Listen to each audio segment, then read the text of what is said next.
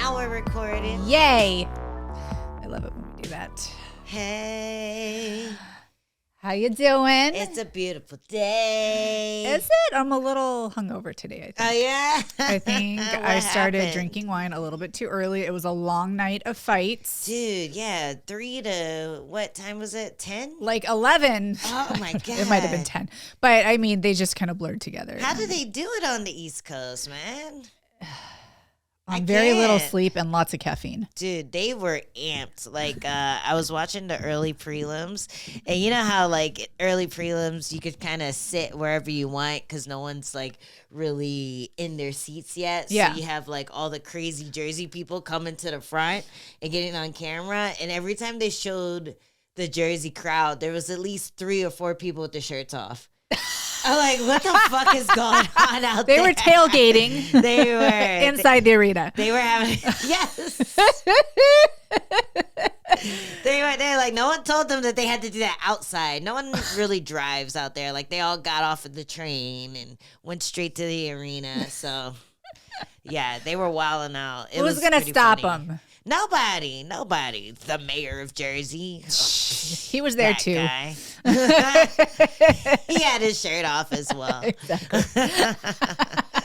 Oh, man. Yeah, but everyone was having fun. You know, Newark is the one show that I went to as a guest fighter, and I mooned someone there. Tell me more. Were you there with me? Tell me more. I think because my coaches, my original coaches from New York came through and I got them a bunch of tickets. And so like a bunch of my people were there too. And I was in a slightly different section because like they'll put the fighters in one section and, you know, the regular With crowd. the other riffraff. Yeah, the other Jerseyans in another section. And so I saw my coach's wife and I was like, ah! And then like I was trying to get her attention, so I like pulled my dress up and mooned her. I was pretty lit at this point too. Yeah, that's why you haven't been a guest fighter until recent days. I mean, I have been a guest fighter, just not in Jersey. They're like, we had to do some PR moves for your Jersey antics. We know what that brings out of you. So we'll put you in Iowa where that shit's allowed. I feel like it does it to everyone. I feel like being in Jersey just like brings out this like level of like savagery. Debauchery. Yes. It's the Jersey Shore. You're like, this is what gets you famous out here. Like, no one's going to be mad if you see a little cheek, especially it's an in-shape cheek, you know, like very round back then. It still is. It was that was back before I was cutting weight, right? So it was probably very taut. 2 little bowling balls looking at you. Now they're just a little bit bigger bowling balls. Yeah, now there's a little like, you know, jiggle to them. But back then, straight up coconuts. But yeah, the Jersey crowd was loving it. They had some really good fights to start off the show, but I was so happy with both the main and the co-main really delivered. And like something about the old lady in me when a champ finishes a fight, I'm so grateful. Because it's a long night. People were so upset that I like picked all decisions. So when I picked decisions, they were. I was too. I'm like, bitch, don't. You're jinxing us. Yes, I don't want to be up till 2 a.m. I was just thinking, I'm like, you know what? Like statistically, they're not all of them are big finishers, and they're going against like really like evenly matched like people. So I didn't know, and I wanted to be respectful of everybody's talent. So I just said, I don't know how this is going to end, but I picked my winners. Yeah, you know what I'm saying? See, I did the best that I've done in recent times because I was just shooting from the hip. Yeah, I was just like, Holland by submission. Who the fuck knows? I don't know. And then he got it. I was like, yo, I am like Nostradamus over here. Yeah, you are. Yeah, Negrodamus. Hey. So it was a fun night, lots of finishes. And what did you think about our boy, Mr. Merab Devashvili? Oh my gosh. Getting a finish? Who is this guy? An Ezekiel? An Ezekiel from top? What? It was glorious. A tiny guy getting an Ezekiel in MMA is unheard of. That's a big boy move. Especially with such a skinny neck. Yeah. You know? That was a really skinny neck like, that he Ezekiel'd. It was the perfect recipe. They were short, stocky arms, a long, skinny neck, and it just worked. Yeah. I don't know. Like, a lot of people were saying that he might have just kind of quit in that position. I don't know if I've ever felt that type of choke. I felt like a north-south choke, and it looked like it was doing the same kind of things to his neck. But Let me put you in it. Let me put you in it. No, put me in it so I can tell you if he bitched it or not. But then there's also different types of pressure too. Like, a lot of people had criticism over, was it Conor McGregor when he got choked out by Khabib? It was over the chin and not really under the neck, but that jaw pressure. It'll break your jaw. Do you want to walk around with your jaw in a brace? And see how you like it. Like, yeah, you're tapping the pain, but the pain comes before the snap. Yes. It's one of those things. So I wanna feel that pressure because it was kind of a modified choke. Yeah. Yeah, we haven't seen that before. Yeah, normally we see the Ezekiel from like the mount. We have that one heavyweight who gets everybody in the mounted Ezekiel. Alexei Oilnik. I remember because I'm like, it's like he oils their neck up with his arms. Oil good neck. Way. Yeah. Good way. But yeah, it was a beautiful choke. I like to think that it was just, properly placed, and Merab, got a legit finish. I don't like to hear people already, giving excuses or, taking credit away from where it's deserved. Yeah. Basically.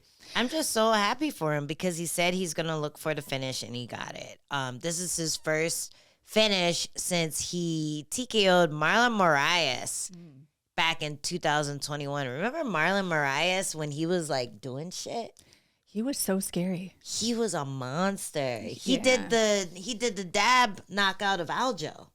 Like, he's the one who knocked out Aljo and then he hit the dab position. Man. Remember when dab was a thing? Yes. That's the first time I've ever done it. I just did a dab. I'm like so old. 8 years after it was a thing. I finally got it. Oh my goodness. I'm like, go Jazz. You know what I'm talking about. Oh man. So the fight itself, there was a lot of talk about O'Malley's preparation, how he was. There was only talk about O'Malley leading up to this fight. I did not hear one promo of Merab, who is the champion, all night. Yeah, they have to like put some effort into Merab as a person now. Come on. He's a nutcase. He's so fun outside of the cage. He's fun inside the cage. I was watching his highlights of the Umar fight, and I'm like, yo, he's like a modern day gladiator. Like he picks the guy up, he throws him down, and then he turns around and like, throws his hands out at the crowd like, are you not entertained? During the round.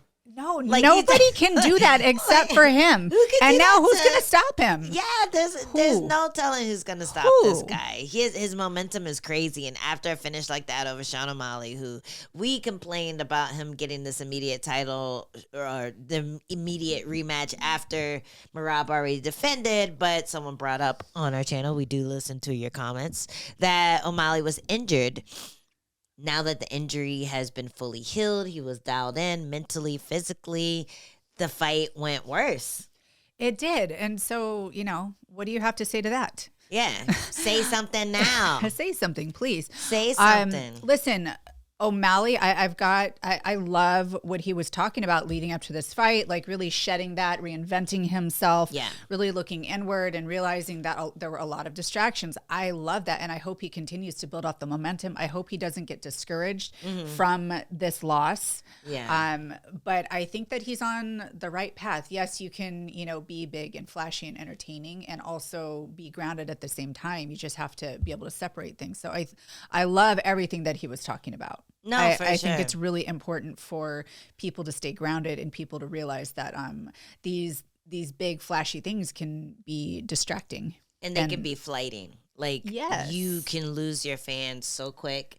Yes. You can lose your money so quick when you're buying pink Ferraris, you know, like all this stuff is temporary, but if you stay grounded, if you, you know, really put a lot of effort into your circle, your family, the people who are actually there for you, then it doesn't matter what all the hearsay or all the other stuff about whatever happens. Like, yeah, people are going to talk shit about O'Malley, about the performance, but if he can like stick to what he's been doing, I think that's going to save him in the long run from spiraling out, like just, you know, being severely depressed after a moment like this. Like, that's the kind of stuff that allows you to keep going as opposed to just disappearing from MMA forever.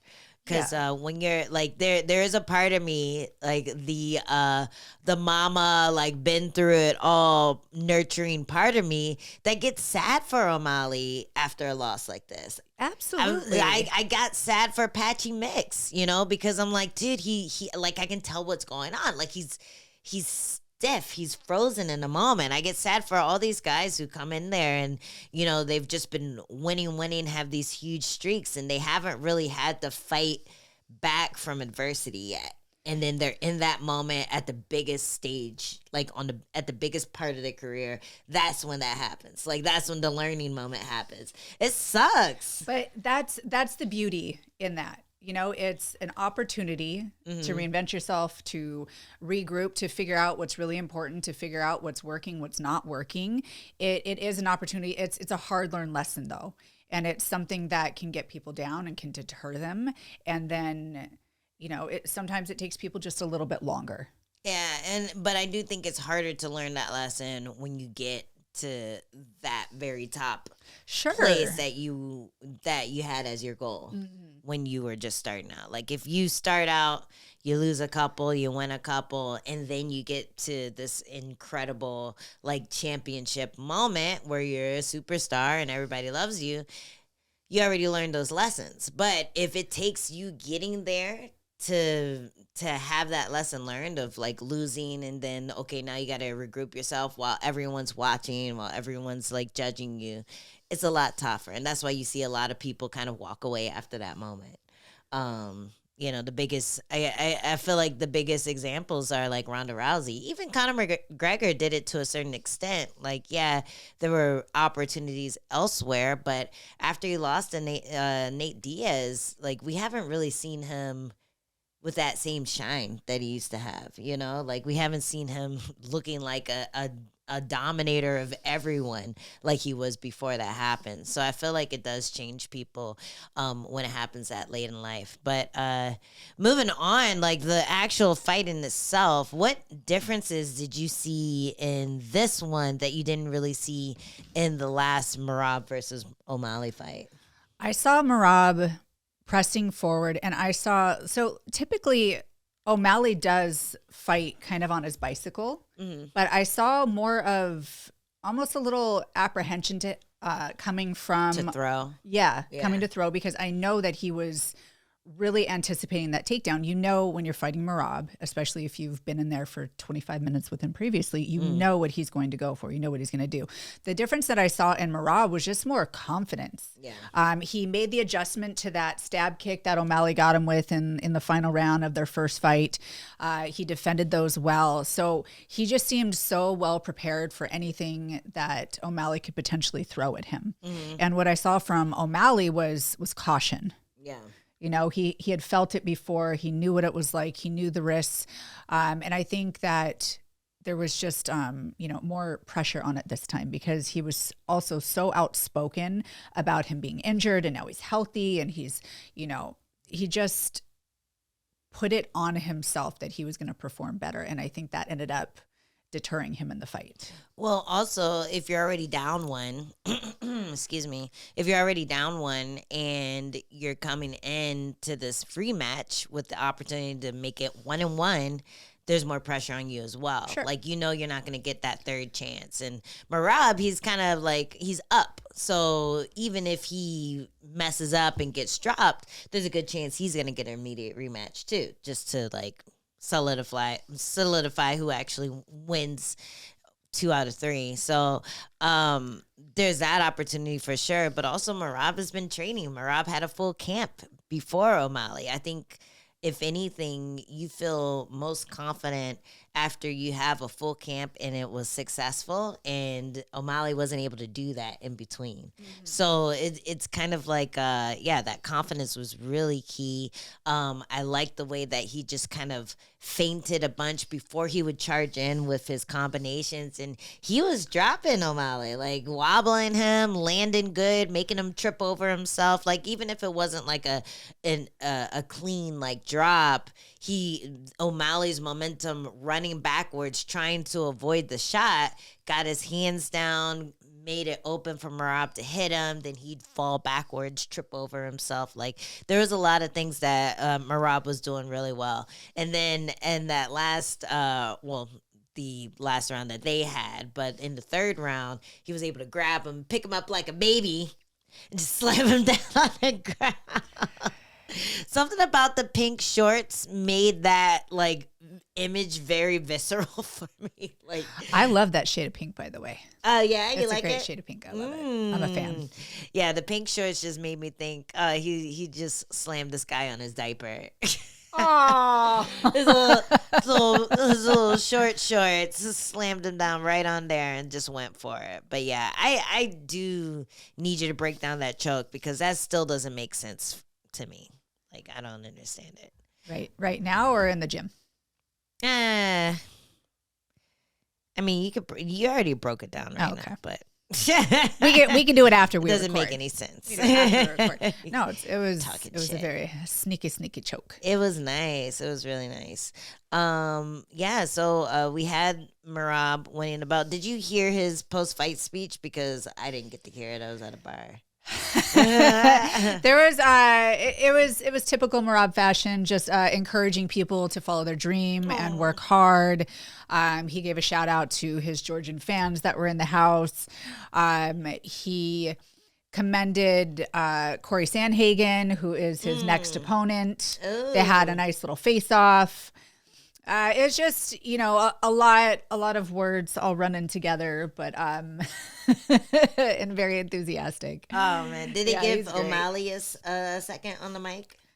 They did, and it was hard because Merab is having his big moment, and O'Malley's just kind of standing there waiting, and it did hurt my heart. That was the moment I was like, oh no, it does hurt, and he was very humble, very gracious. He just thanked everybody who came out to support him, basically. And it's very humbling, and he showed a lot of humility in his post-fight speech. And I really hope that, honestly, he's motivated and encouraged just the way he was after his last loss to come back even better. I hope this really doesn't deter him. I hope it lights a fire under him. I hope he gets to reinvent himself and, go through that process. As painful as it can be, it's also very, liberating and encouraging once you get through that. You hope he remains proud to be an American. Rob also jumped over the cage and got a selfie with Trump. I saw, but he did not walk out to the "Proud to Be an American" song. I was like, oh wow. This is interesting. And Merab's walkout was pretty nuts too. He was walking out, and then all of a sudden, all these people fell over the gate. I didn't see that. Yeah. I thought it was someone trying to fight Merab or something. Like he had like the who was it? The one guy who like ended up punching a guy. So I was like, yo, is somebody trying to attack Merab? But apparently the border, everyone was hanging over it, and then it collapsed. Oh. But they were able to get Merab off to the side. Whoa. Jeez, could you imagine if that came down on him? Dude, oh that'd be fun. I mean, Merab would still fight. He's a maniac. He'd probably fight with a dislocated whatever, but... He's that guy. A pole hanging out of his head. It's fine. Yeah. I mean, I'm not surprised that Trump was there. There was an actual Nazi fighting on the card. Was there? So, yeah. So the Swedish guy who the fought, Gustafsson, the Nordic, the Viking. Yeah. The Viking has a cover-up tattoo over a very sus iron, what is it called? An iron eagle, like the German eagle with like the little swastika in the middle. But like his version didn't have the swastika, but like everything else was like the thing that you always see on Nazis. So like I think eventually he realized that it was very offensive and he covered it up. But like he also has all the other Nazi like starter kit tattoos, like I thought the they were Iron more Cross and it's like, okay, all these other things are okay as long as you don't have like the one that usually has a swastika in the middle. But the combo, the combination of all those things definitely make it a little suspect. But at least he took care of the one that was the most problematic. I'd have to see a before and an after picture. We'll see if I'll see if I could pull one up. Yeah, but it's like one of those like deep dive Reddit things that you can find. But while I'm looking for that, why don't you talk about Kayla Harris, the and new versus Juliana Pena? Man, I'm so excited to have her as a champion. Now, when I was doing my OnlyFans live breakdown, I did say, honestly, I think Harrison is going to win, but in my Duelbits, I picked Penne because I just don't bet against her or DDP at this point. It's just, you just never know with them. But what Kayla Harrison did in such an impressive fashion, she just completely neutralized Penne. There were really no flaws in her performance. She got performance of the night, well-deserved, and she set herself up for an amazing storyline that, you know, she really like manifested for herself to bring Amanda Nunes out of retirement. So now we're going to see this like amazing women's fight, probably like the greatest women's fight of all time. So I'm excited to see it. Yeah, me too. How do you think she matches up? Well, let's talk about the actual fight first. I thought it was cute. Pena was walking out in her Jesus poncho. on her way to the arena. She like had this big Jesus poncho on. It was very cute. But yeah, the actual fight. Pena seemed apprehensive. Just kind of like O'Malley was apprehensive fighting Merab. Yeah. It was that, you know. Pena she's tenacious. She's usually more aggressive. But I think that she really had felt the energy and realization that Harrison had her number once she got in there for for the first time. Okay, so here's a tattoo. So see, he omitted the thing that is usually the part that makes you like, oh shit. But this is like one of those tattoos that you see mostly neo-Nazis. Well, you see the bird and you're like, oh, I know what that represents. Yeah, like if he's wearing a crew neck, then you're like, okay, I know what's underneath the crew. That's the a crew tough neck. One. Maybe that was something he did when he was young before he knew any better. Yeah, and then he got it covered up. So he got like this all filled in so it looks more eagle-y and not like a Nazi eagle. Yeah, it looks like a normal eagle. I'm going to give him the benefit of the doubt and just say that it was poorly studied. Just poor decisions. Yes. You know. He just picked it and sticked it. He's like, that looks cool and tough. It's like getting a pink flamingo in your yard because you're like, oh, it's so cute and retro. Cute. It's like tropical. And then like suddenly people start showing up at your house wanting to have sex with you and your husband. Listen, if I had a nickel for every time I made a mistake like that. Oh, wow. I'm kidding. You can, if you had a nickel, you could buy that content on Jess's OnlyFans. I'm more expensive than that. How dare you? Take that back. If you had $9.99 for every time. Link in bio. Oh my goodness. Oh my gosh. Anyway, Pena versus Kayla Harrison was it went down how I thought it should have gone down, but like you're saying, the Pena anomaly is that a lot of times what should happen doesn't. Yes. You know, but I like the way Kayla took those illegal up kicks. Like a fucking stud. She was just like, I'm bothered, like a pro. I'm just letting you know she was cheating.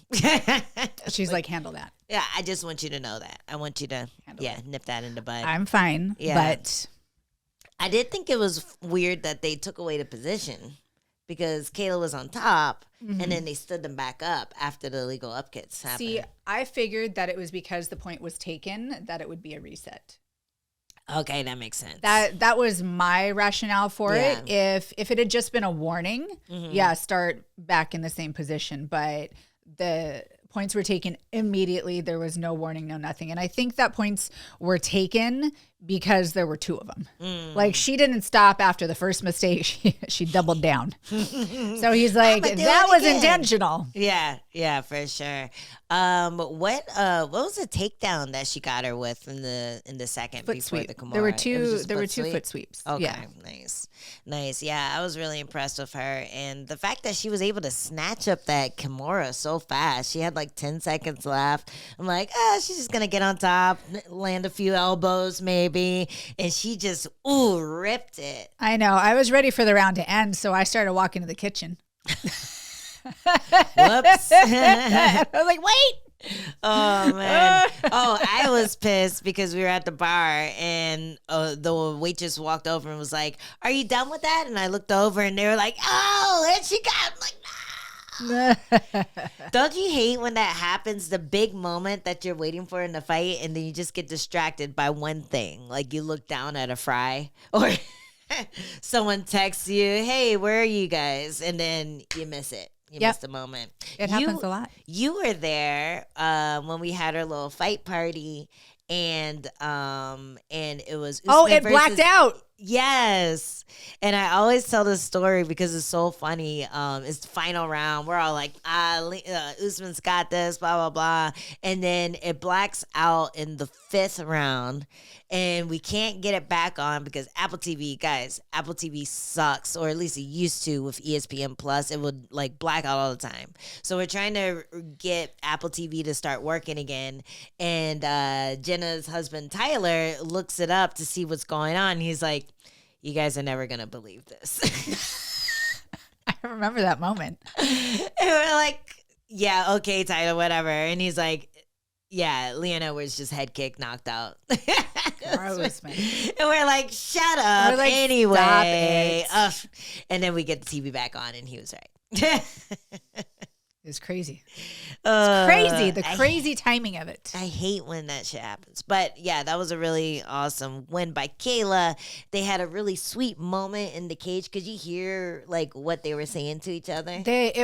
You couldn't totally hear it, but you knew that they were like praying for each other. Yeah. And it made me like, again, a little emotional. Got me all in my girl feelings. It was nice because it's such a tense buildup that had been going on for months and months and months. And I don't think I could imagine like promoting a fight with somebody like Juliana Pena.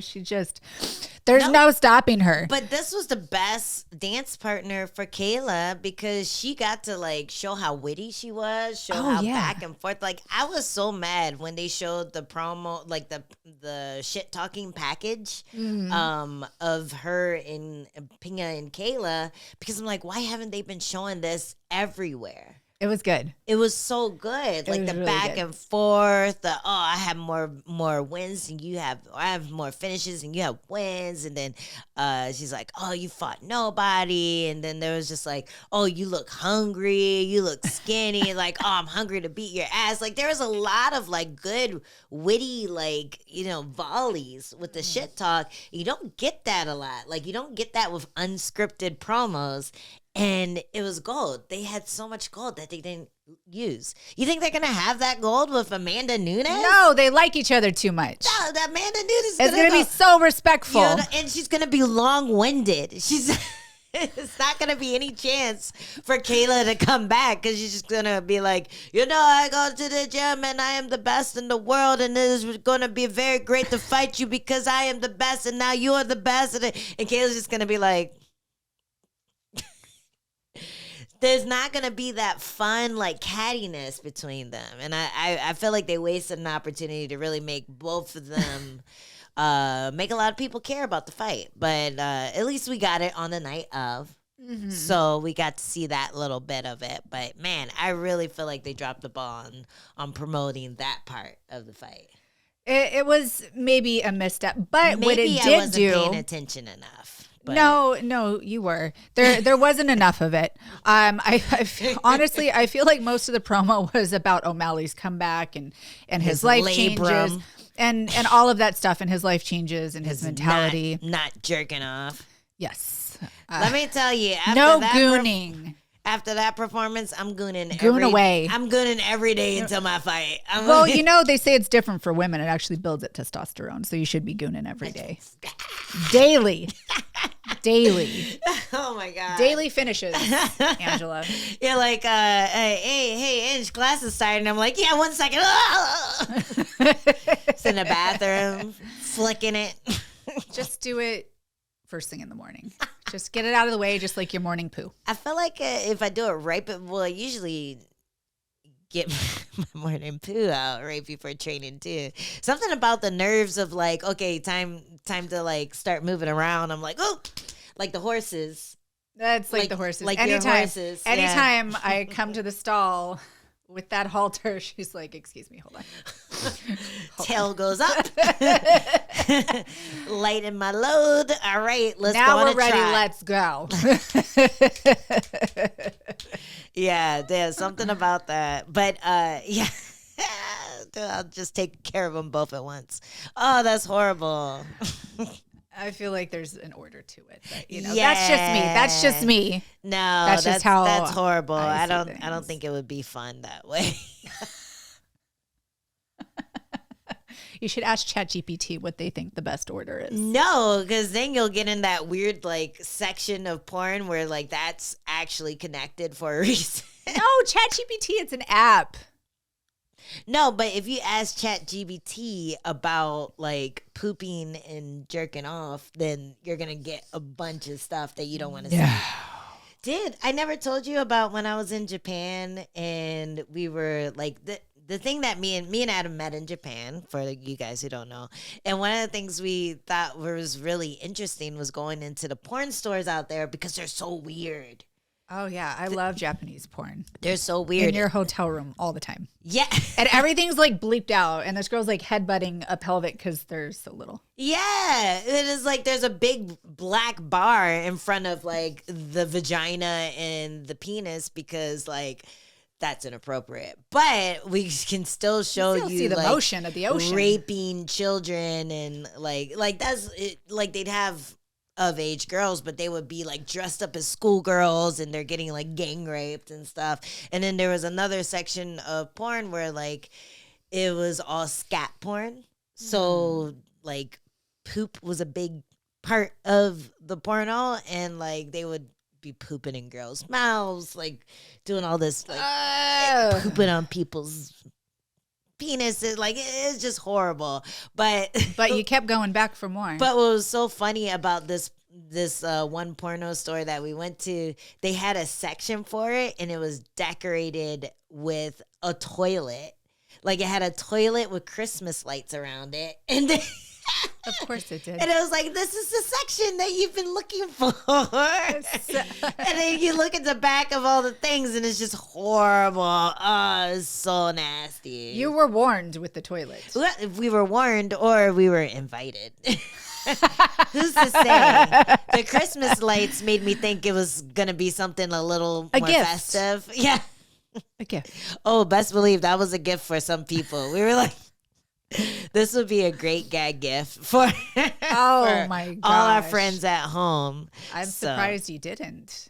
No, we did. Oh, okay. It was before I knew you. You would have gotten one. I was for like, sure. I feel so left out. No. This was 2006, Ange and Adam. Like we, okay. But no, my art school friends got lots of weird porn. It was the best gift to get them. You can't get it over in America. But yeah, anyway, what were we talking about? We were talking about fight promo between Amanda Nunes and what Kayla Harris. Yeah, I don't know how you took that turn. We'll have to watch footage back. Good luck doing the what do you call it? The chapters for this one. Now I'm gonna have fun editing this one for sure. So anyway, yeah, Nunes versus Kayla Harrison should be lit.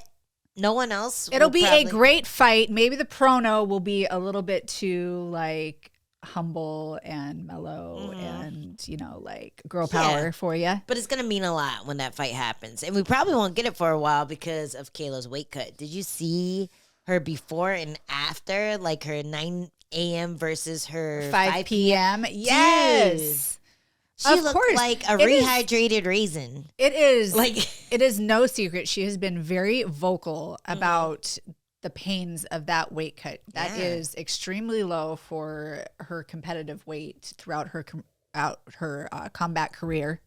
So it's no wonder that it'll probably be a while before we see it. I hope the UFC does not rush her. Yeah. I hope that they give her time and space. And like, I really hope that the PI and her management step in and just like really have her back on this, because that is not easy for your body to recover. If you are on that strict of a diet, you've cut that much weight, your body needs ample time to recover. Otherwise, it'll start holding on to weight. We remember what happened with, what's her name? The Bellator tournament winner, Zoila Frosta. Her body was never the same. Oh, yeah. She had a nutrition or a dietitian nutritionist at that time, but still making weight back to back to back for that tournament completely screwed up her body, and she was never the same. Dang. And so, again, there's all sorts of, you know, science and support that she has, I'm sure.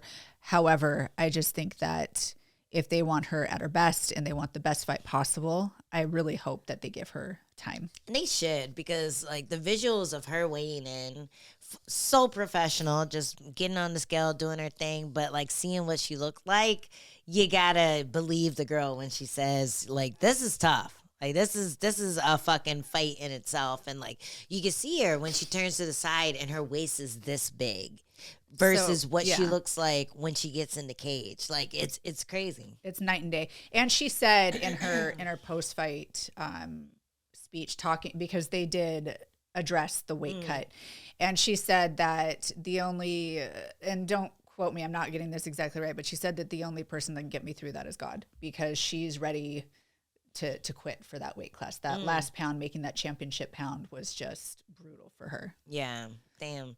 Poor girl. Well, she mentioned maybe trying to do 145 with Nunes first. It's like a warm up. I don't mind. Listen, you have two of the best women's MMA fighters in the world. They're big for the weight class. They've both fought at higher weight classes. Like, I don't mind that. We could have Ketlin Vieira waiting as an alternate just in case. She'll miss weight. No, 145 is her weight class. That's her weight class now. Oh, man. I don't want to see 145 get brought back. I just don't really think that there are enough women for it. There wasn't in the first place. However, for these two women, I wouldn't mind seeing it at 145. Yeah. Like, just for their legacy. You know what I'm saying? It's a big risk for Nunes, though, because she is a natural 135er. When she went up to 45, it was just to make a point. But to do that fight first, I think is a big risk for her, because the damage that she could potentially take if Kayla Harrison gets on top of her at 145 will be horrible. Like, that's a bigger risk than standing in front of Cyborg. You know what I mean? Yeah. Being stuck underneath Kayla Harrison, where she can throw 12-6 elbows, where she can beat on you before she goes for a submission. If she wants to go for a submission, like, that part I feel like would be a reason for Nunes to be like, nah, I'll just wait. We'll just cut all the weight. I'm just chilling. I'm gonna just chill until you can make 135. Like, I'll wait a year for that. But I think if anything, we see how John Jones has been giving the opportunity to wait as long as he wants. So I don't think UFC will rush Kayla Harrison, especially because there isn't like a person begging to challenge aside from Amanda Nunes. No, that's the fight that everybody wants to see. That's the fight I think that should happen next. People can say what they want, but I think that that's the fight to make. Yeah, for sure. Did you sign the petition for John Jones being I did not. stripped? Did you sign that one? There's No. thousands of people No. apparently that have signed it. And I was so mad. Did I tell you that change.com or .org, the fucking thing that the petition was put on, they messaged me on Instagram? What? Change.org slid into my DMs and said, hey, this is a cause that you might be interested in. Maybe you'd like to sign this petition. And I was so disappointed in them. I wrote something back. I was like, change. I had so much respect for your organization and the good work that you do until I got this message. All the shit that's going on in the world that I could be signing a petition for, like fucking hunger, like fucking fixing the water in Flint, like all this other shit, and you're sending me a petition about stripping John Jones. Ooh. I was so disappointed in them. They're like, "Oh, we're sorry about that." Oh, sorry, Miss Hill. I'm sorry, I didn't know you. We'll circle back later with our next cause. Shit. Circle back. I thought that was so like unserious and dumb and ridiculous. But anyway, apparently Dana White didn't care either. He knows people are upset about it, but at the same time, John Jones is John Jones. So we'll see if we can get a fight. But apparently something's going down on Tuesday. Yes, Tuesday is always the day to release the news. That's been, the UFC people just need a little break, a little siesta. Yeah. Or siesta, whatever that word is. Yeah. They just need to chill for a minute and then regroup, and then they'll release things. Let everything But simmer. it is really funny to hear the rumor mill go, Yeah, no, it's silly. What did you think about Kelvin Gastelum versus Joe Pyfer? That boy has a hard head. I almost got my other pick. I almost got it, Joe Pyfer by KO. But yeah, like you said, Gastelum's head is hard as fuck. And so again, this is why I pick decisions on these, because I know how tough each person is. You know what I'm saying? So I know that it is no easy feat to put Kevin Gastelum away, but oh God. Oh my God. That was all fuzz. Oh. That was all foam. Fuzz. Okay. The foam Oh, and the coffee. Yeah, the foam. Yes. I'm not just an idiot at drinking. I've got to say Sometimes though, Pyfer, like he had the ability. I mean, we saw it in the first round, and then he just didn't build off that momentum in the second and the third. He got more like apprehensive almost. If he, wants to make a statement for himself, he's got to diversify his offense. He's got to really figure out how to shut his opposition down. The veterans, for sure. Yes. Yeah, it's a tough lesson for him to learn. I mean, he won, so you got to wonder if he's going to take this experience and grow from it. But I think Kelvin Gastelum does that to a lot of people. He exposes things that, makes his opponents really uncomfortable, whether it's a win or a loss. And it's just his ability to stay in your face. I mean, he did that with Israel Adesanya before he became this dominant champion, So it is he's kind of become that stepping stone to greatness. I think if Pyfer is able to take those lessons learned from this fight and use it, then he's gonna go on to do great things. But the fight almost ended. I think a guy tougher or a guy less tough than Gastelum would have been finished in that first round. And, the higher you climb in the rankings, the tougher your opponents, the more veteran-y your opponents are, the more you're going to see moments like this where they're able to handle that first offense. They're able to handle that thing that you've been dropping all the other guys with. Now what do you do? What I would like to see moving forward from Pyfer is more volume, more feints. He is looking for that big one knockout blow, which he does have that, but he's at that point, like you were saying, when you go against people that are more skilled, more savvy, have more experience, you're going to have to give them more. You're going to have to inflict more damage. It's going to have to be an accumulation, not necessarily just one devastating punch. Yeah, mixing it up to the body a little bit more too. I thought it was so funny and ironic that DC was going, he needs to hit him in that soft midsection. I'm like, no, it's a trap. Hitting somebody with a midsection such as Gastelum's, they just absorb it. It is. I mean, I think they might have a better poker face, but DC knows. Like, he knows what it's a trap. He knows what the soft midsection can take. They can take a lot. They can take a lot. I don't know. I think you don't feel like you can hit someone who's big just because they're big and there's like cushion in front of it, but it still gets through. Like it is still, you just got to make sure you hit the right part of the stomach. Like that, it's a very specific spot and it's very protected. Well, if there's more stomach too, it gives you more options. It's like having a big head, you know, like you can, there's a lot of parts when someone has a big head, there's a lot of parts of the head that you can hit that's not actually going to concuss them. Yes, there is more surface area to touch. However, you still have to be precise. Yeah, you have to find that mark. I think like if he mixed it up, it's only going to leave the hands a little lower so he can land that headshot. But you got to mix it up. Like you don't have to like go for the knockout blow with the body shot. But when you do go to the body more, then it gets people guessing where you're going to be. And then they block for the body shot, especially if you got close to the little knockout button, which happens with the big boys too. You get close to that knockout button, they go down, and then you hit them over the top. I just thought it was ironic that DC was saying it. I was like, that's rude. Well, but I guess he would know better than anyone. I guess you can say it. Well, what about what was the fight before that? Was it Patchy Mix? Yes, versus it was. We talked a little bit about that, but man, Mario Bautista, I had this feeling going into this. I got to talk to Patchy Mix on my serious show. It's the last show I'm doing before my fight, but I got to talk to Patchy for a second, and he was very convinced about just his accolades versus Mario Bautista's versus like Merab's versus Piotr Jan. Like he's beaten guys that have beaten them.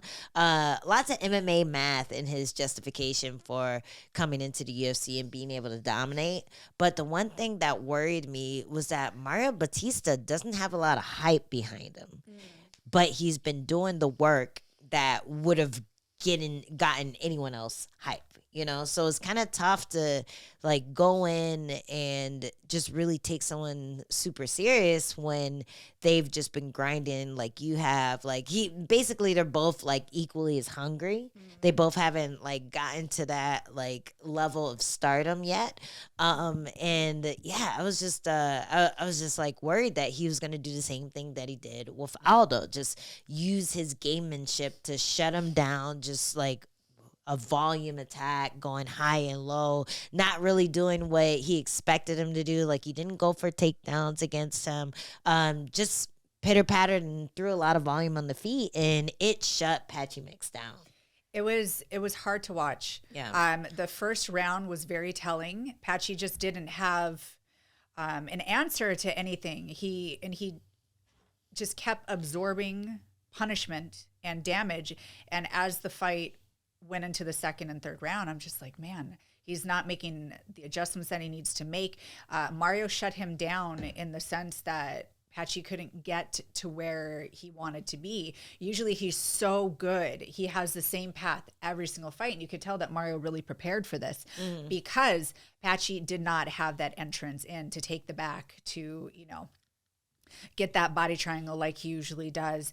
And all the footage that I watched of Patchy, I didn't watch his loss to Juan Archuleta. And I think that one would have been very telling. And I think maybe that's what Mario Bautista keyed in on, is you got to put punches in the face. Well, he probably watched his last fight against Magomedov, which was, he subbed him the first time they fought, Patchy did. But then the second time it went to a split decision. And you kind of saw that a little bit of that stiffness in that fight. Like, he wasn't really moving his head. He wasn't really going forward. He kind of waited for the counter a bit, and it worked in that fight, but barely. You know, whenever it's a split decision, like, I almost feel like you have to consider that a loss because it was so close that a judge could have given it to the other guy.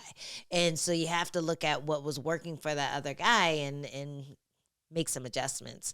But yeah, I saw glimpses of that fight in this fight where anytime Patchy got hit, like, he didn't answer by moving his head. He didn't, like, change levels. He just kind of continued his Terminator walk forward or back and looked for counters.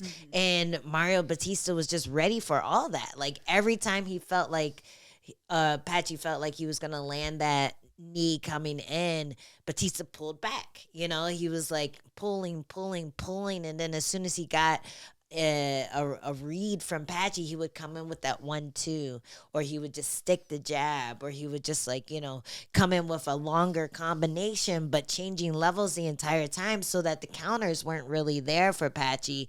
It was a really textbook way to break someone down. Like, he avoided all of Patchy's strengths and just did what he had to do to win the fight. And it's kind of a similar thing he did with Jose Aldo too. Like, he just stayed away from where he's good. And I feel like a guy like Mario Bautista, even though it's not going to be a fan favorite because it's this workman-like way of approaching fights where he's just doing more than the other guy and not getting big knockouts or big. I mean, he does have a lot of submissions in his name, but I think once he gets to the higher ups, he's gaming it more. He's going to win a lot of fights, though, on his way to the top. He's going to upset a lot of people. Yeah. A lot of people are saying that Patchy looked a little not like himself. Did you see that, or do you think it was No, it was opponent? surprising. Okay. It looked a little bit surprising. It could have been a combination of both. Again, I don't want to take away from the beautiful work that Mario Bautista did in shutting Patchy Mix down, but he did look like quite flat. And I'm not saying that he's, a super solid striker. He's primarily a grappler, wrestler type of fighter, but he just looked a bit bewildered in there at times, and there just weren't good reads or good adjustments. I don't know if that was because of Mario or something that was going on with Patchy. I don't know, but either way, it was a great performance by Bautista.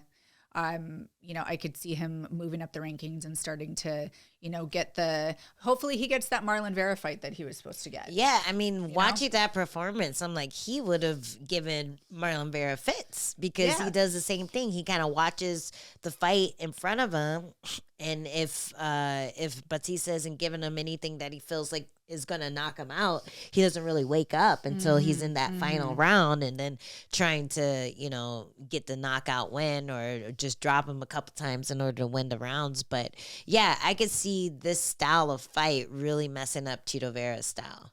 It's a challenging recipe for anyone, really, because he will exploit and fight you where your weakness is. Yeah.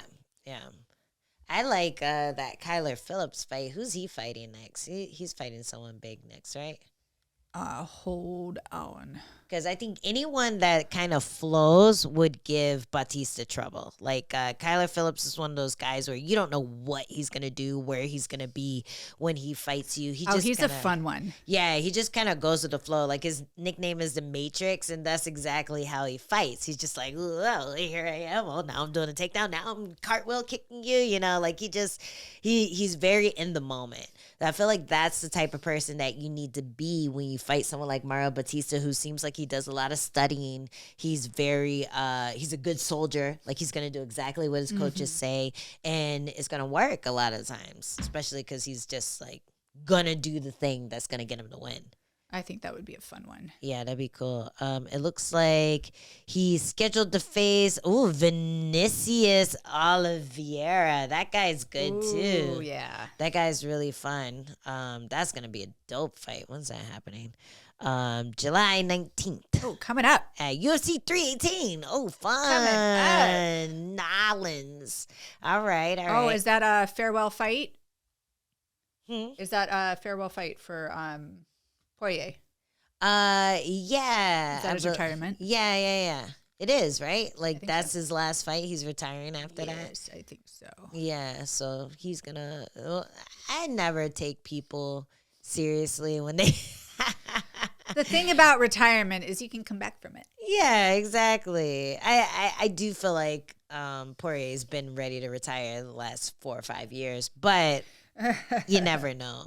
One guy who isn't retiring anytime soon is Kevin Holland. He got a dope submission over Vicente Luque. It was also kind of a modified thing, a modified Darce or whatever. And it was good, man. I was really impressed with him. Another one of my picks. But it could have gone either way. Like Vicente Luque is one of those guys who has submitted some of the top people, who has knocked out some of the top people. And he had that really nasty injury. Who was it? Was it Jeff Neal, who just really hurt him in a fight, and he hadn't really been the same since then. But Vicente Luque, he like had like blood in his brain or some shit, and he's finally back and looks like he's doing all right now. It was a good fight against Kevin Holland, but Kevin Holland was just a step ahead of him on the grappling department. It was a really nice setup. He just snatched that head up, sat through, and got the Darce. It was cool. Yeah, it was Jeff Neal. He said when he fought Jeff Neal, like it caused some kind of like bleeding in his brain. He had to take a long time off. Yeah. Damn, I'm glad he's healthy again. Yeah, That's he's scary. back to business. That was back in 2022. So, yeah, I'm happy that he didn't look like he got like severely hurt in this fight. Holland is so scrappy. Let's just give him grapplers from now on. But yeah, like Holland was throwing too. Like he was throwing heat in the first round. I loved how his arms were coming out like whips. Like it was just like really loose, and his shoulders were really moving and making all the strikes like very long. And he did seem to overwhelm Vicente a bit. Yeah, I thought it was very telling when Vicente came in for that single and Holland just started unloading at him. His defense to the takedown was striking him so hard that he had to let go. Yeah. It was a lot, and it's funny watching Holland sometimes because it almost looks like erratic and chaotic. Mm-hmm. But it's his style, and it makes for really exciting fights, and it is really effective. But you just almost don't know what's going to happen. And he was talking the whole time. Yeah, he did not stop talking. I couldn't hear what he was saying. I really wish that we could figure out how to like lower the mic or mic him up when he fights. Like put it in his hair or his like drawstring or something, braid it in there. Give him one of those necklaces that we had to wear on Tough. Oh God, the microphone necklace with a big battery pack on top. You just got to get the boom guy just a little more active. Like get a boom guy with some big forearms so he can just. Got it. I got the clip. It's so good. Yeah, no, it was really good. And I feel like when Kevin Holland is talking, he's the best version of himself.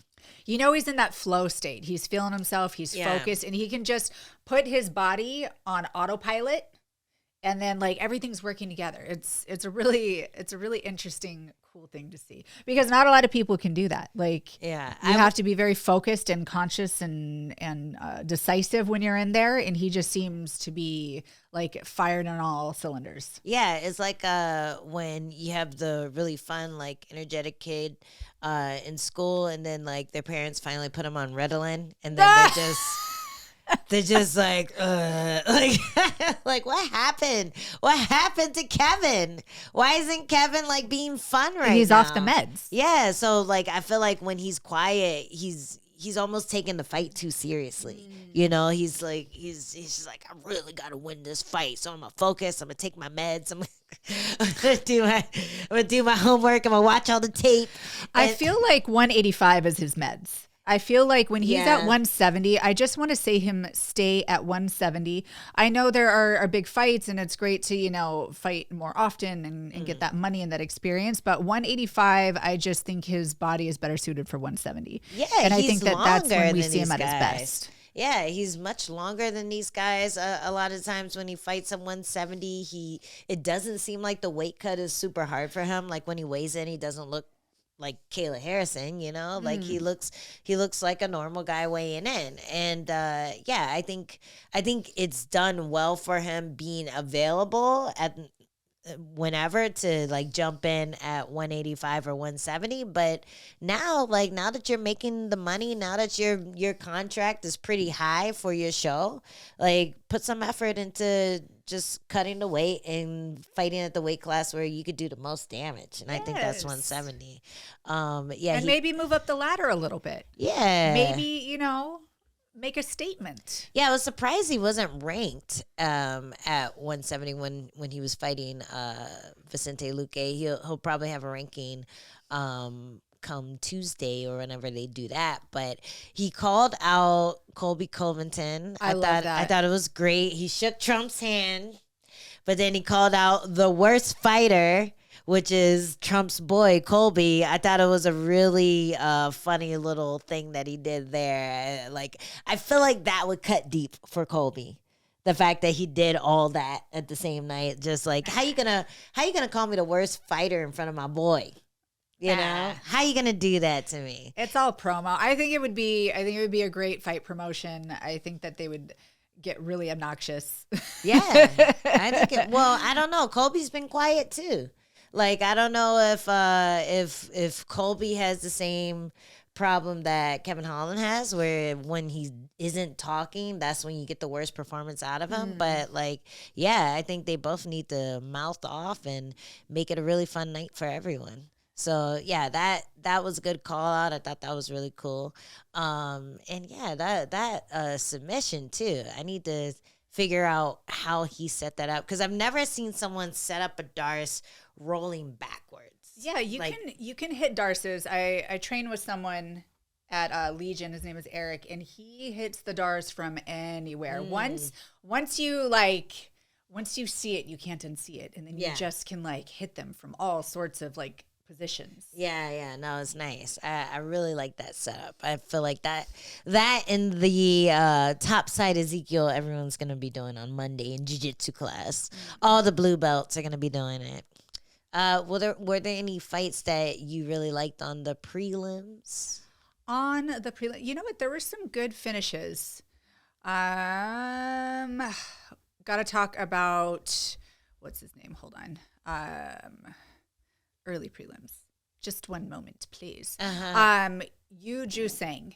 Oh yeah. Took on Jekka Saragih, and this kid walked out to Zombie, and he paid homage after his fight to the Korean Zombie and said he wants to carry on his legacy. This kid is just really polished. He's advanced to 9-0. Very impressive. He caught Jekka, who has dynamite in his hands.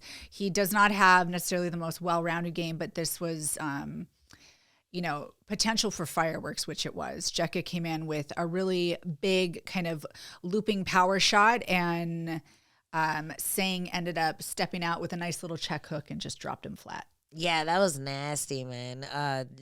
Just the timing on it too. Like, he pulled, he kind of stepped to the side, and then as soon as Jekka came out with that big 1-2, he just kind of boop. Like, his hand was already there.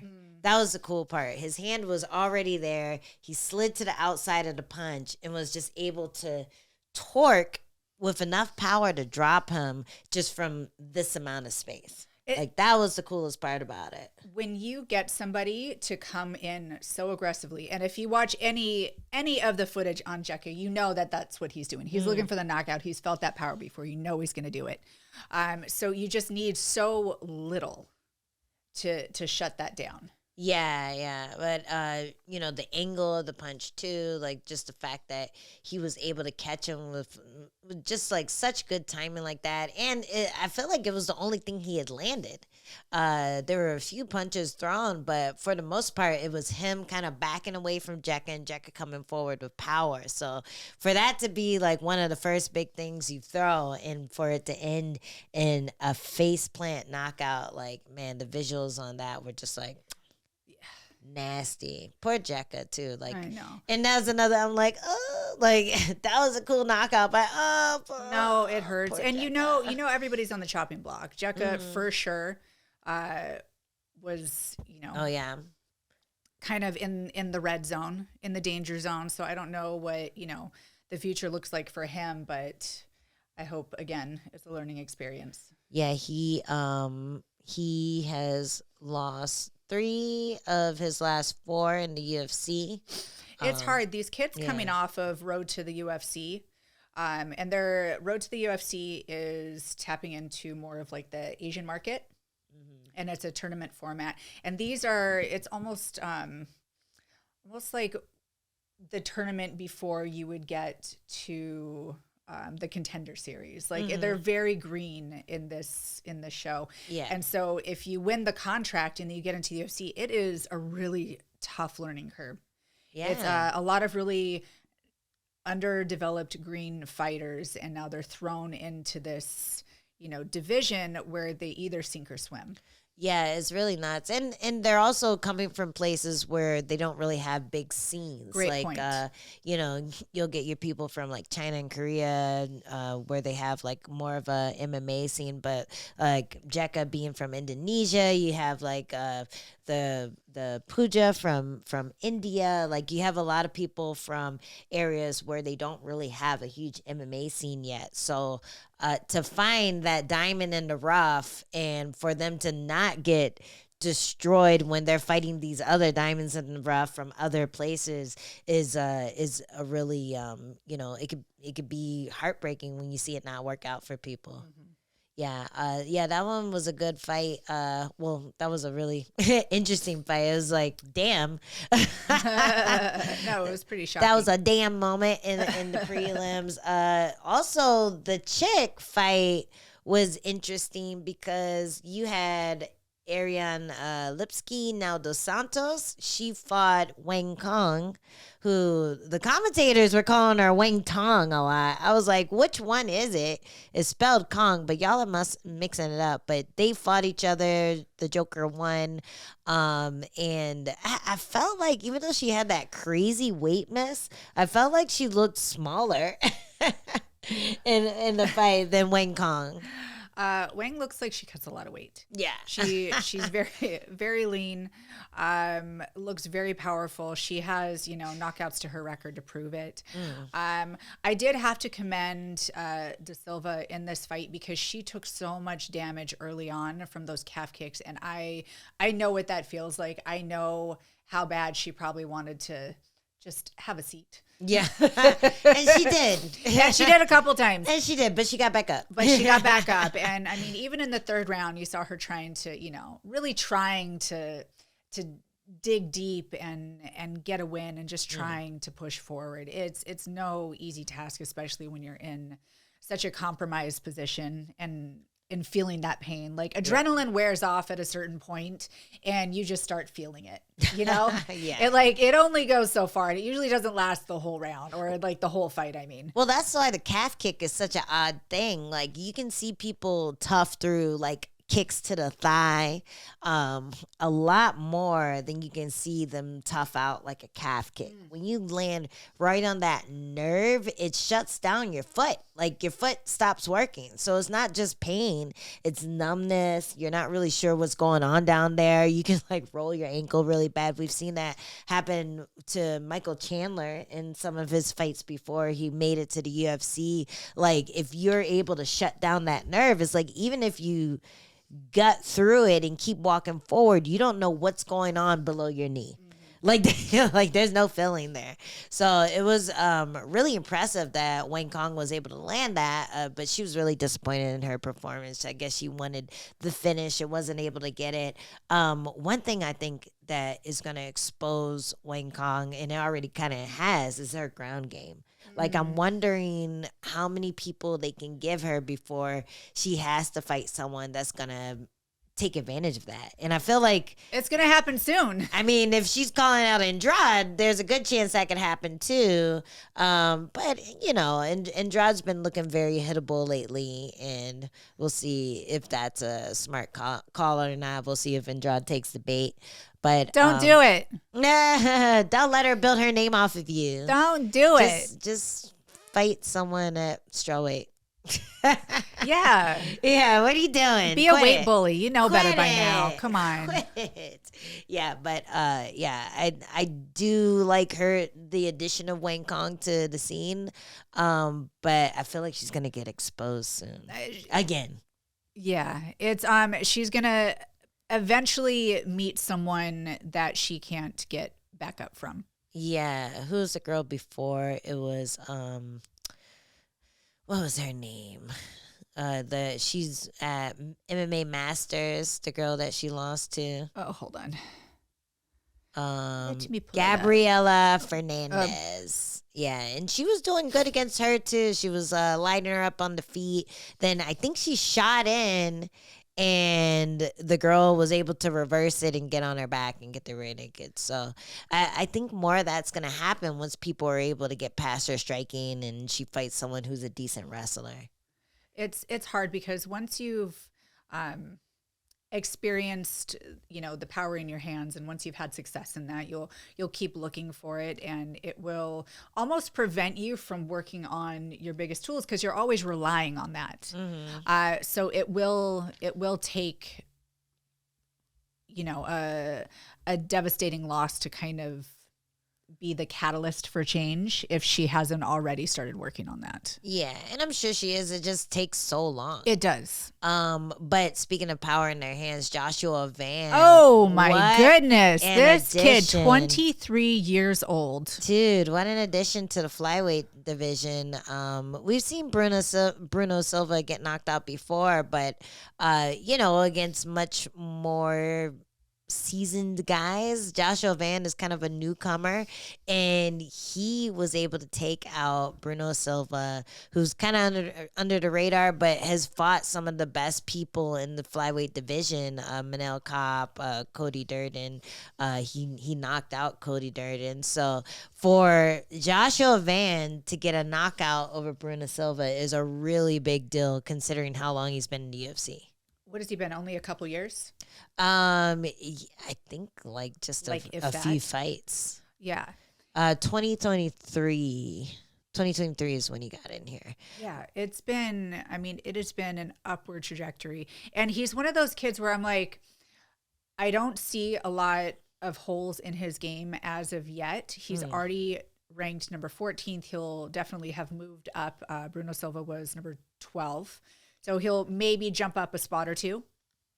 But he's one of those kids where I'm like, yeah, let's keep giving him those big challenges. I almost don't want to hold him back, No, for sure. Keep giving him these guys and give him guys who he can knock out. Give him guys who got knocked out before but are still in the top of the division. I think we're going to see some really fun exchanges, fun knockouts, and just see how good his boxing is because it's definitely levels above the guys that he's fought already. Who's Kai Asakura fighting next? I don't know. Isn't he the big push from Japan? Yeah, and he lost, right? He lost to... oh, yes, he lost to Pantoja. Yeah, right? But he got the immediate shot. Yes, he did. He is going to face Tim Elliott at 319. I'm not excited about UFC that. UFC 319. Why? Oh, it was Tatsuro Taira that I was thinking of. That's who I want to see him fight. Tatsuro Taira? Yeah. He was another big push from Japan. Okay. He has a really impressive record. But he's been really working young. his way up. Yeah, he's ranked number 5. He didn't just get brought into No. the champ. No, yeah. he came in pretty hot though. Okay. He was a big prospect. He's set to fight no one. He just fought Royval just beat him. He was I think I want to see them fight. Yeah, that'd be cool. I think that would be a really cool fight because they're both kind of, these young, well-rounded, spunky kids and whippersnappers. Tatsuro Taira is the guy who got that weird leg, the stripper thing, pole thing, right? Yeah, yes. The leg thing versus Alex. What's his name? Was it Perez? Yeah, Alex Perez. Yeah. So yeah, I'd like to see that too. I want to see that one. Knock him out for doing a stripper pole and blowing out someone's knee. I think that would be such a fun fight. Make that happen. Who do I have to call? Mick or Shelby? Well, it looks like he's fighting Amir Albazi. Lame. But it's August 2nd, so there's a chance that they can still make that matchup after that fight goes down. Whoa. Somebody go take out Amir.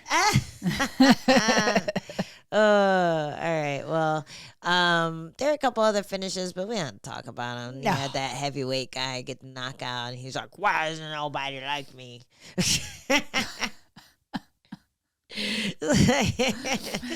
But he'll probably be making some noise soon if he keeps doing what he's been doing. That was a good fight too. Azamat.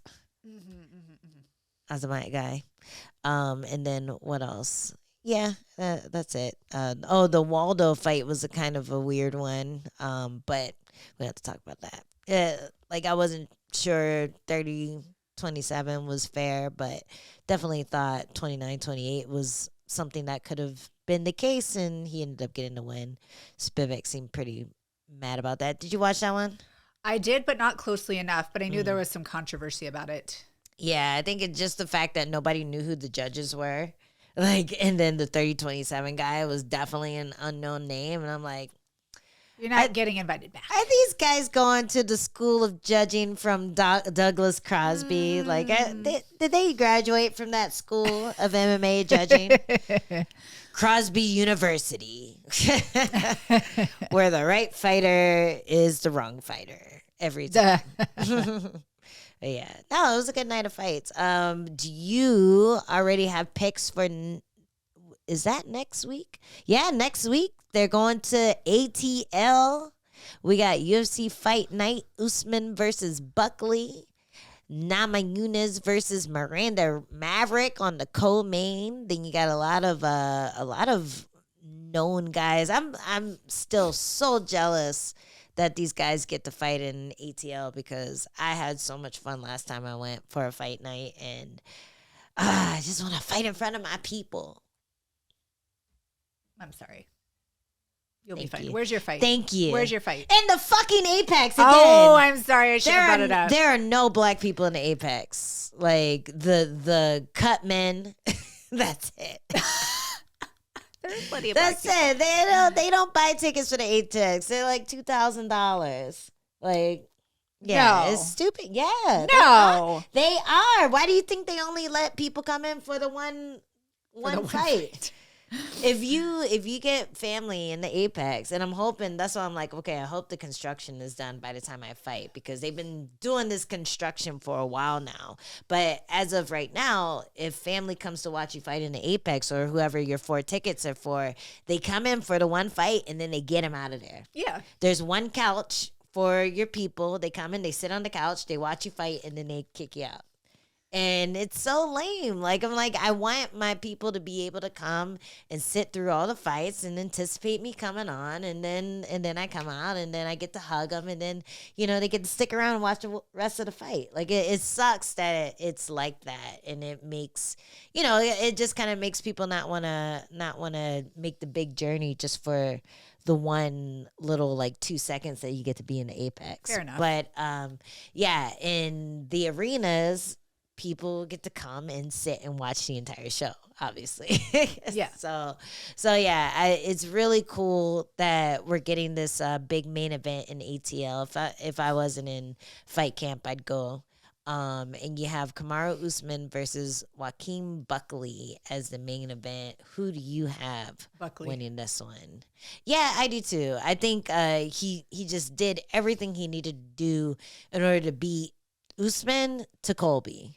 I think I think Usman's going to be a much tougher challenge, but if he can just do the same thing in a better fashion, just, stick with it, I think he's going to find that button and hit him. Like, and he showed us some of his secret moves too. I feel like that one that he showed us when we interviewed Buckley that'll before, work. That'll land. I feel like that'll land on Usman. We can't tell you what it is, but ooh.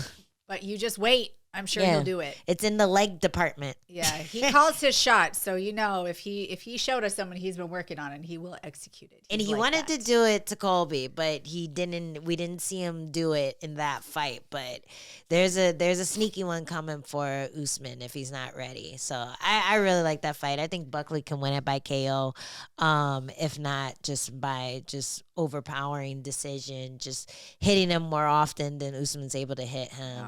I feel like who Buckley has become as a fighter is just very well-rounded, very pressure fighter, very high volume. And I think that a lot for everybody in the division. Yeah. And then just the levels that he changes when he attacks too. Like he makes you flinch so much before he actually pulls the trigger and lands the big one. And the rhythm that he changes up to is just really hard to gauge. I feel like if you're in front of Buckley, you're flinching a lot before you actually get hit. And those surprising ones are the ones that really like wobble you. So yeah, I like what he's been doing in the striking department. I love that his wrestling, you see it a little more each fight. Like I feel like he has it, but he just doesn't want to show more than he needs to. But every fight he shows you a little bit more. And yeah, I'm really excited about this one. What about Nama Nunes versus Maverick? I'm still going with our girl Rose. Yeah. I know Miranda's super tough. She's well-rounded. She looks strong. Farm girl strong. Yes, she does. I think Rose is a precision striker, and I think that she can stay on the outside. I think Miranda is probably, physical like Erin in a way, but I don't know if her takedowns are as good as Erin. So I think Rose will be able to keep it on the feet. Okay. I think Maverick probably has a good blast. I think she's good at getting to the fence and getting takedowns from there too. And that's kind of what she says. Like she believes, and they've been training together. I was going to say, aren't they training partners? Yeah, they've been training together for years, she said. And I think her assessment of it is that Rose wins in the striking department. She wins in the grappling. So I'm wondering what that looks like. I'm imagining that Miranda just has really heavy top pressure. I feel like she can smash real good. And someone like Rose, who's a little more gangly, a little more long, it's easier to smash them down and stay on top than someone who is more your size, And that's the thing that people worry about with with people who like to play on their back, but they have that body type where it's like if they're not getting you in a submission, you're passing and you're keeping their limbs pinned to the ground, and it's hard to kind of re-guard and get back up to your feet. So, yeah, I think this is going to be a fun one. I think I have Rose, too. I like that Miranda's already anticipating not winning the striking. That's a weird one. So it's like, okay, well, you kind of showed your hand there, but at the same time, like she's gonna be determined to get to that spot where she feels comfortable. She absolutely, through training with somebody, your path to victory. You've had success. You've not had success. You know the adjustments to make. So I believe that both ladies have road maps to the way that they're gonna win.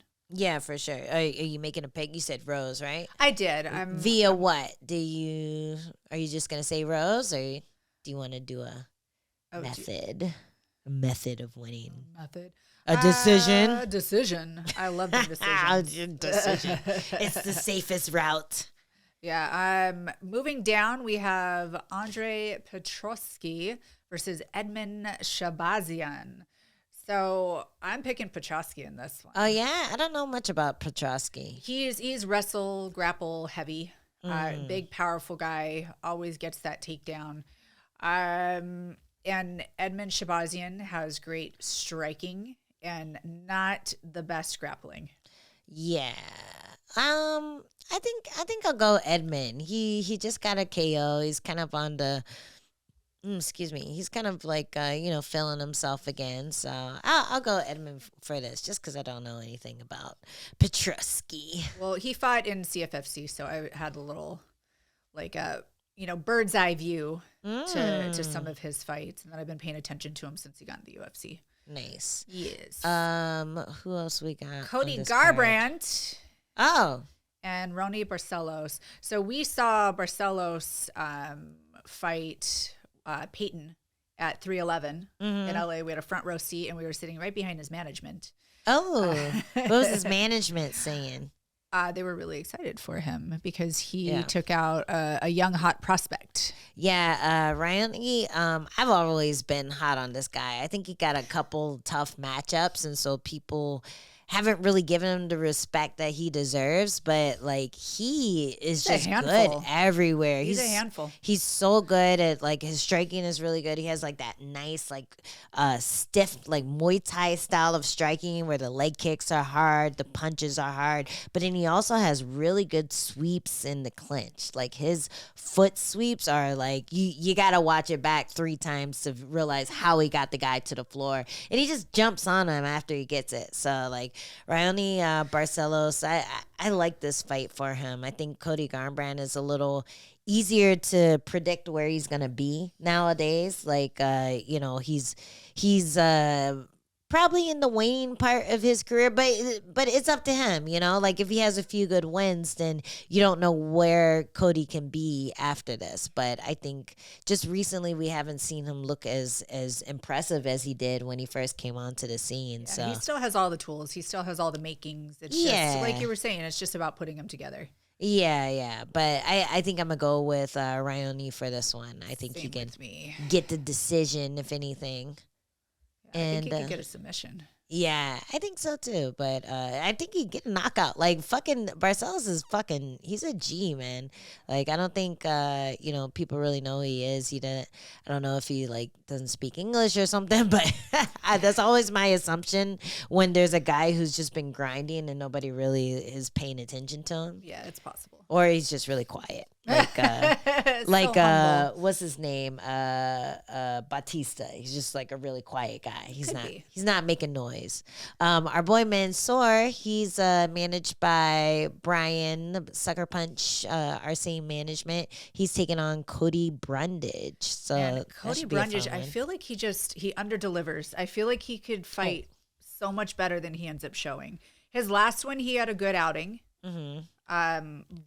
Or a better outing than I think a lot of people thought. But yeah, I feel like he hasn't been putting it together the way he potentially could.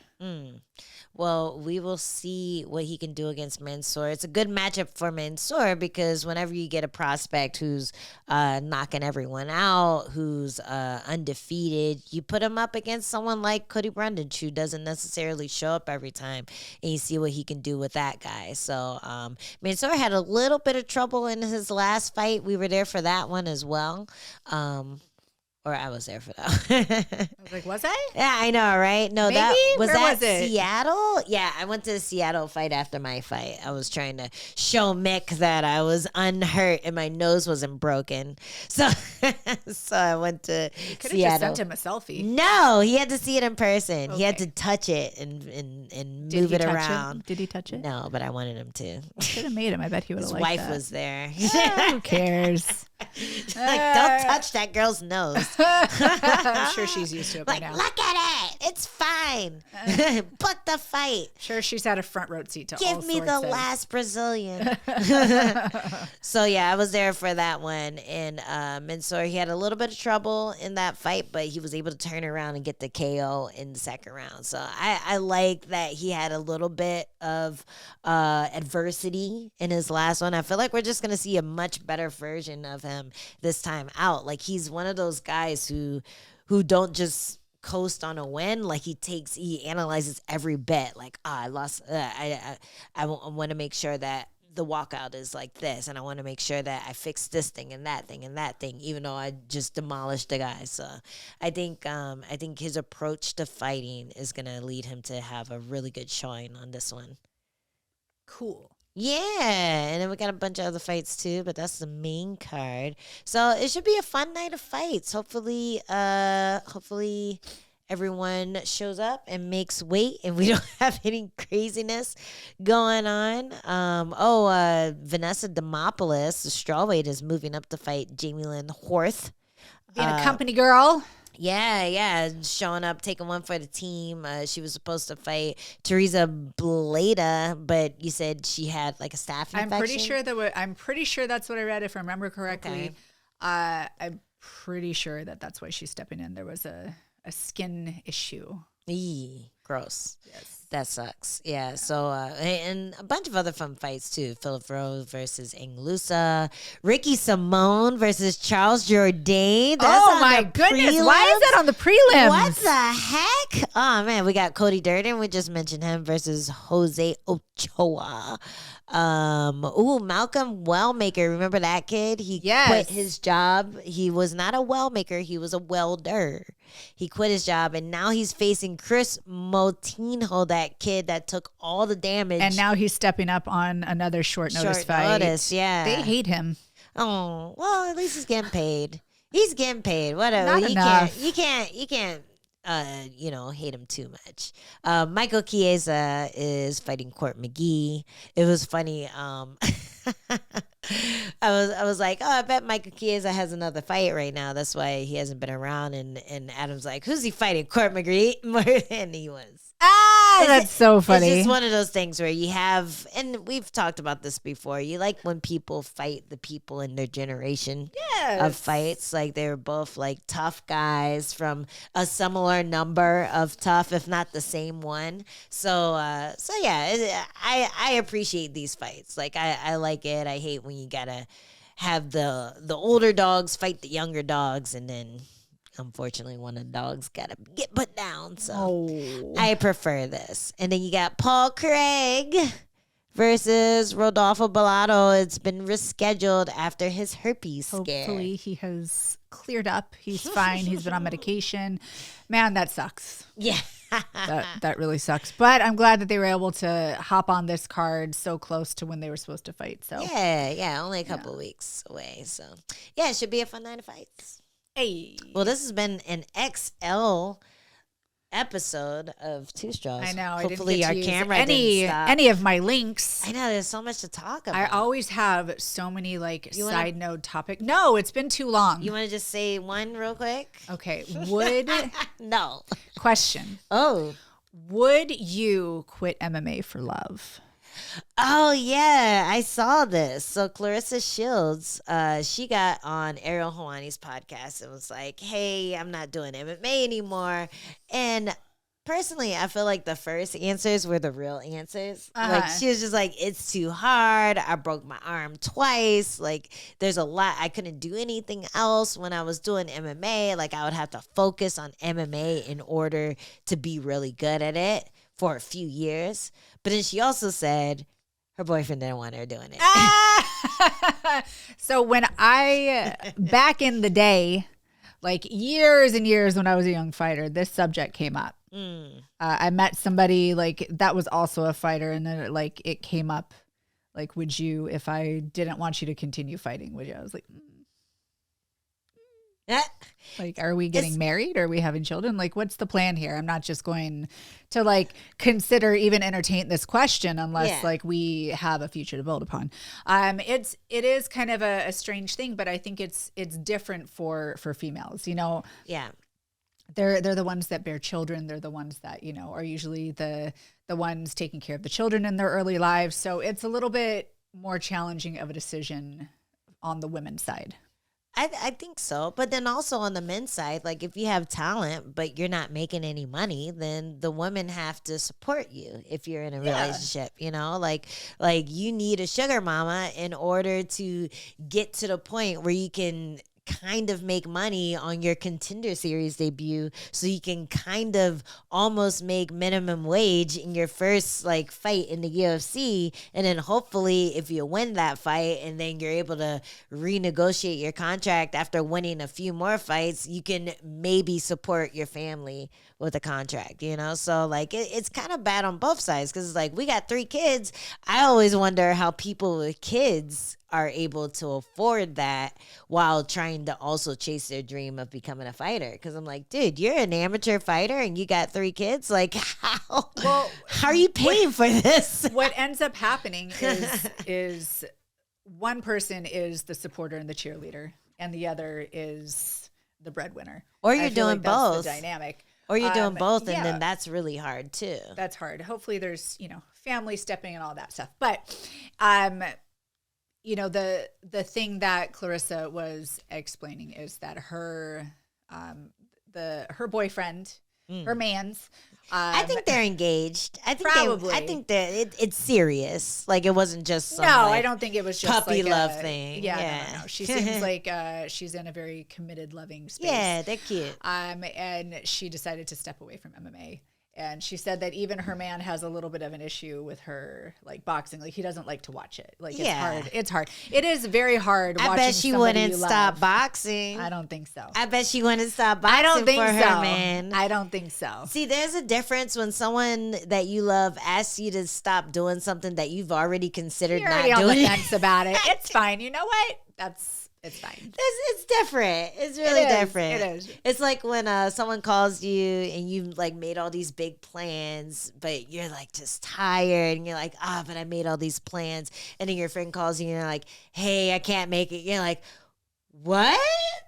Oh no, say it isn't so. Yeah. I'm like, already in your robe. Like, no, I would hate to not go to wrestling class 3 times a week. Like, darn it. You saying I can't get choked out tomorrow? Do you see? Oh, man, I was really looking forward to getting choked out by you owe me, by the way. By the 5-stripe black belt that's here to help me train for my next fight. I couldn't wait. You're going to make this up to me. Yeah. I love that though. I love that she pretended that he was the reason. That's a veteran move right there. Like that's a veteran female move. Like damn straight. I quit this dream for you, honey. She can hold that over his head for the rest of their relationship. Good job, Clarissa. I applaud you. Well done. All right. Well, oh shit. Oh my God. I'm so sorry. How could you? This is the longest episode in the world, but we got to do our giveaway. No. I'm sorry. No. You told me we were done twice.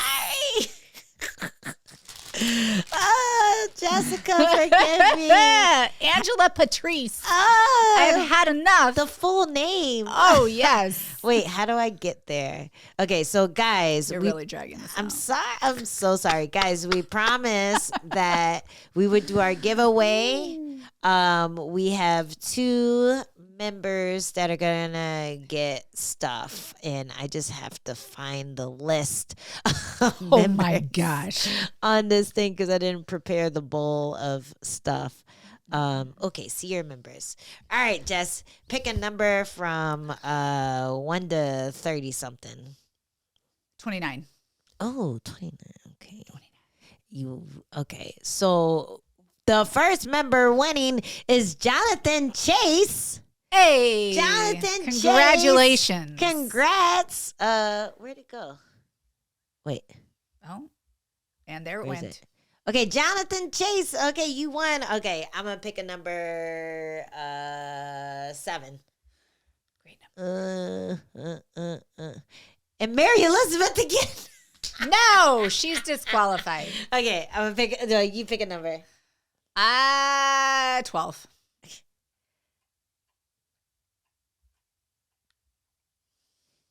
Tactica Moses again.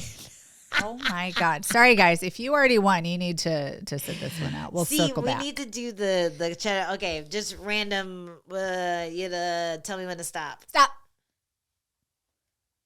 Okay, Mono Manny. You also win. Hey, congratulations. Manny. We'll write it down in the description. But okay, you 2 guys win. Jonathan Chase and Manny. Good job. Sorry, Tactica Moses and Mary Elizabeth.